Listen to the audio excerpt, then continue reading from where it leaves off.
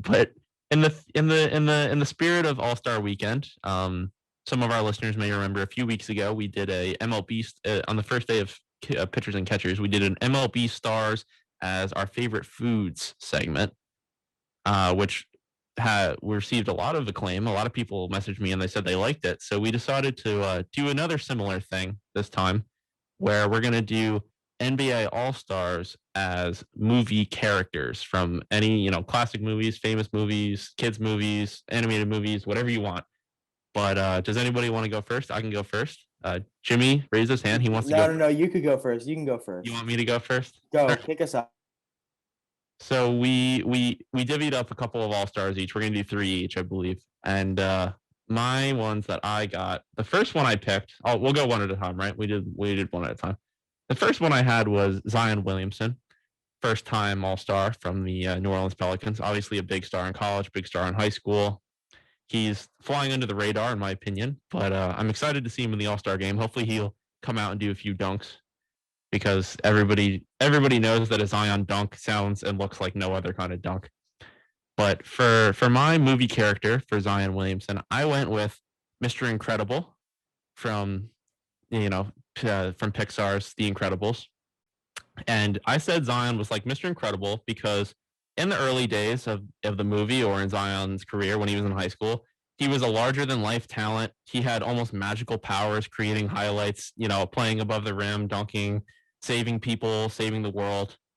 But after a period of decline and under the radar activity in which his weight became an issue, if you remember in the movie, and you remember the reports of Zion Williamson being 25 pounds overweight last year, he's quietly worked his way back under that radar, and he's building towards a dramatic ending that I can't wait to see. Do either of you have any thoughts about my Mr. Incredible to Zion comparison? Very accurate. Yeah, I think it's accurate. All right, who wants to go next? Jimmy, I'm putting you on the spot. Go next. All right, so I think this one's a little funny, but my all-star that I picked is Julius Randle. All right, and the Knicks, right? So the movie character that I picked, this is a little funny. Now, don't laugh. Bear with me. The guy from Kung Fu Panda, the Kung Fu Panda. I think his name was Po. So here's why I think Julius Randle is Kung Fu Panda. Okay, so he came out of nowhere. All right, like obviously he had the bad start. Think about Kung Fu Panda. He was down in a bad spot. He's a little overweight. He was out of it. He wasn't the star. But then what happened to Kung Fu Panda? He became the hero at the end of the movie. You know what Julius Randle is to the Knicks fans right now? He's our hero. He was down and out like Kung Fu Panda. He was eating whatever Kung Fu Panda was eating in his village. But you know what? Kung Fu Panda came and saved the day, and Julius Randle is saving the Knicks day. And that's why they are the number 5 seed right now in the Eastern Conference. I love it. Kung Fu Panda. Shout out to Jack Black. Great actor. One of my favorites. I love it. Jeffrey, you're up. Number 1. Let's go. All right. This is going to be interesting. So I had Giannis Antetokounmpo. And have you guys ever seen A Bug's Life, the movie? I don't know. Yeah, that was the first movie I ever saw in theaters with my grandma. I actually might have been one of the first movies I've ever seen too. But anyway, so the main character in A Bug's Life, his name is Flick. And throughout the movie, he's looking for tough warriors, I guess. I guess you could refer to ants as warriors, to save his colony from the grasshopper thieves. And he ends up recruiting a group of insects that turn out to be just an inept group. They just don't help out a lot. And while the ending is good in the movie, I don't know. I feel like he hasn't reached his full potential in life. And so I'm comparing him to Giannis because I feel like Giannis over the years, especially the last 2 or 3 years, he's looking for these guys to win a title. And he just hasn't found like the right mesh of players yet. And whether Middleton or Holiday and others are the group of guys, well, that remains to be seen. But I just feel like he's messing around with people and trying to see if they fit and if they can win a championship with Giannis. That's true. He's certainly looking for his circus cast, right? To fill out the championship roster. That's a good one. I like that one. You know who that reminds me of? What? LeBron in the beginning of his career before he went to Miami. That's true. Just a bunch of inept around him. Yep. I just wanted to point out that Jeffrey was really nervous about this topic because he said, quote, "I'm not a movie guy. I don't watch movies."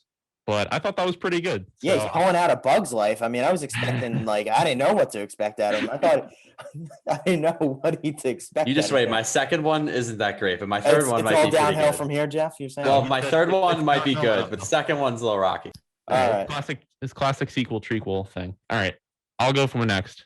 My second player that I picked was Chris Paul of the Phoenix Suns. He's obviously been on a few teams. He's played most of his career, actually all of his career, in the Western Conference.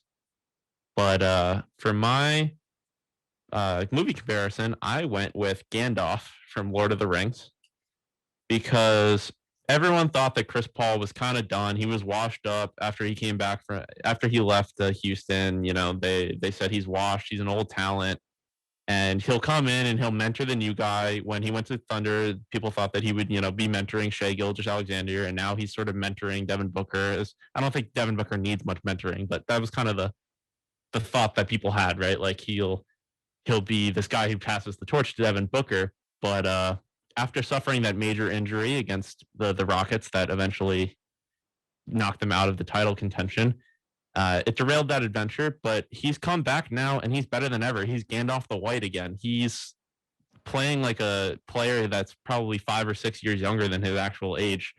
It wasn't my strongest take, but I just think that Chris Paul is Gandalf because we thought that he was done, but he really wasn't.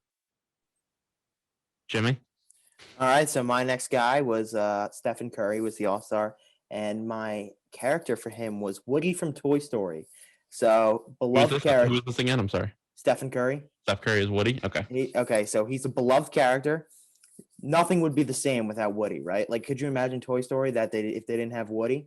There's no movie. It's not going to just be about Buzz Lightyear and those little army guys. No, it's about Steph Curry. It's about Woody, and he's the golden guy. All right, like you think about it, like who is the most? I think Steph Curry is one of the most beloved players in the NBA, especially now, especially this season, right? Like everybody loves him.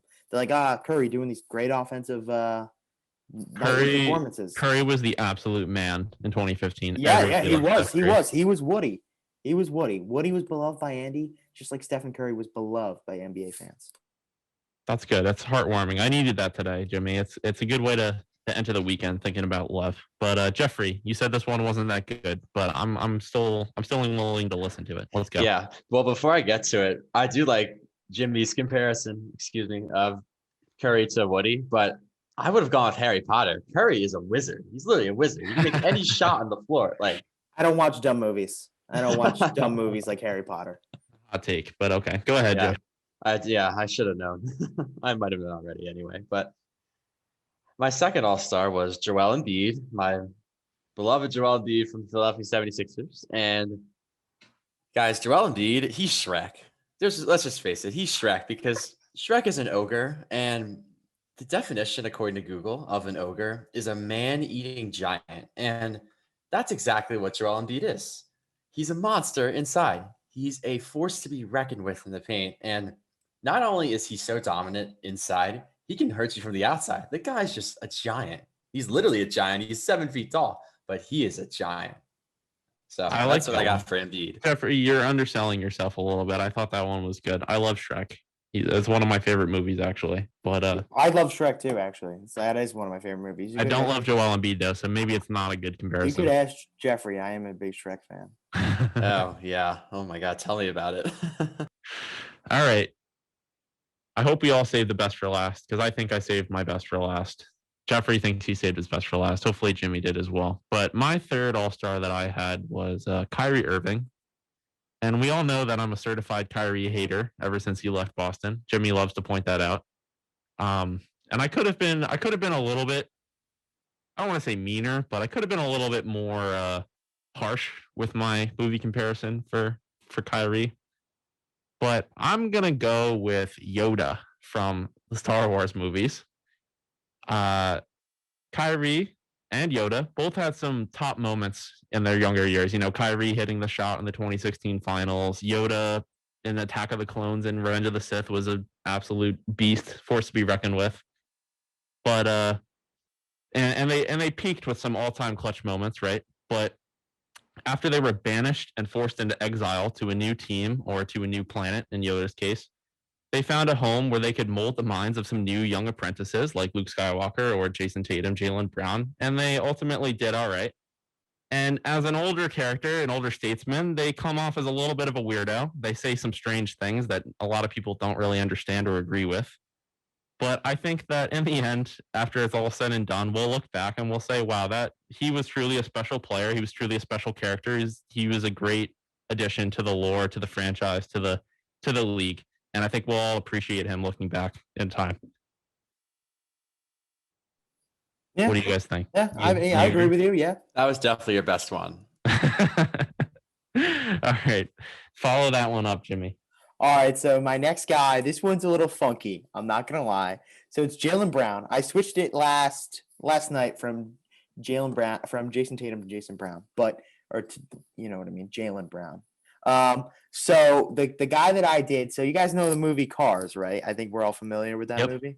Okay. So do you remember the guy who was blue and he had the little tires and he used to switch all the tires? He was not the tire guy with the mustache. He was like the little blue car next to him. This really obscure character in an animated movie. He had a main part if you watch the whole series, Colin. Okay. You're too busy watching Lord of the Rings or whatever the heck over there. I mean, I would rather watch Cars than Lord of the Rings, but that's besides the point.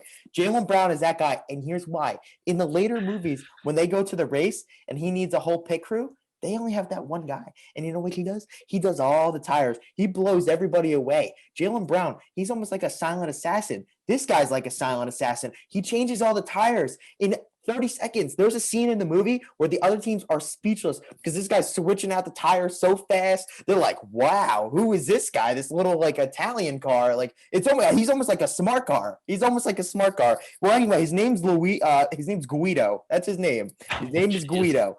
But anyway, Jaylen Brown is a silent assassin. He doesn't get the attention that he deserves. He's not this big off the court guy that demands a lot of attention like LeBron, where he makes all this stuff about himself in the offseason. He just does what he has to do. He does it right and he does it good. And that's why he's an all-star. That was great. I don't know whether to commend you for being creative or question you for coming up with possibly the most obscure reference. How is that obscure? It's not obscure, but it's certainly not what I would have come up with. So I'll go with I commend you. That was very creative and it was well done. Jeffrey, bring us home. Your best one. Let's hear it. Before I go, I would like to say, speaking of Cars, De'Aaron Fox is Lightning McQueen. I know I said that yesterday. Ka-chow, baby. Ka-chow. Yeah, De'Aaron Fox is Lightning McQueen. But I agree with you on Jaylen Brown changing the tires. He does the stuff that not a lot of people would do or even know how to do. I don't know how to change a tire, but he's the type of guy. He'll guard the other team's best player. He'll do the dirty work. I couldn't agree more with that. I think that's great. Anyway, on to my third and final All-Star. It's Dame time, Damien Lillard. And I'm comparing him. This is a little far-fetched maybe, but I don't know. I might be underselling myself again. But guys, I think Damien Lillard is like Katniss Everdeen from the Hunger Games. Now, hear me out. What? So we all know Katniss Everdeen. She volunteers tribute, as we all say, to take her sister, Primrose, her spot as the female tribute from, I think it was District 12 in the Hunger Games. Are you reading this off Wikipedia? Yeah, maybe. Anyway. Have you seen the Hunger Games? Like, I need to know. I've never seen it. I have. I forgot the number of the district. Anyway, Damien Lillard is Katniss Everdeen because he's the type of guy that would do something like Katniss. He would volunteer his tribute. He's not afraid of anything. Just look at his face after he made that game winner against OKC in the playoffs. Like, you saw it. He looked at the camera. He was stone cold. He's a stone cold killer. That's all he is. He makes shot after shot. He just doesn't care about the moment. And he'll do anything. And he's got all of it. He's got the three-point range. He's got the passing. He's by far the best player in the Trailblazers. And I don't know how he's not starting the All-Star game, but he is not afraid of anything. You know, I was a little skeptical when you came out with that hot take, but I'm really glad you went for it because I thought that was excellently explained. And I really commend you guys both. You both stepped up to the plate excellently in this segment. And I'm glad that you guys convinced me to do this over trivia because this was more fun. And I hope that the listeners enjoyed listening. We have a tweet actually from Matt McHale who said we have two tweets. We also had one from Pab. She didn't tag you guys, but I saw it on my feed. All right, let me do the Matt one first and then you can do Pab's, okay? Matt McHale said at WLYATW, I have one. at Jimmy Cody is the Grinch who stole Christmas. I agree because Jimmy likes to steal fun from people, and he's always wearing green. First of all, I don't like to steal fun from anyone. I am fun. I give fun. Okay, I am fun. Nobody's more fun than me. Okay, I'm the most fun guy there is. And then also, Pab did not know what Kung Fu Panda was. Come on, Jeffrey. I mean, your mom doesn't know who Kung Fu Panda is? I mean, that kind of explains why I'm not a movie guy. That I explains guess it right it's just there. the whole family. I guess it's like, hey, you want to go to the movies? Nope, we don't watch movies. I've never smiled while watching a movie. It's not fun. Yeah, I guess that's like a Bozzy thing. Like, they don't just don't watch movies over there.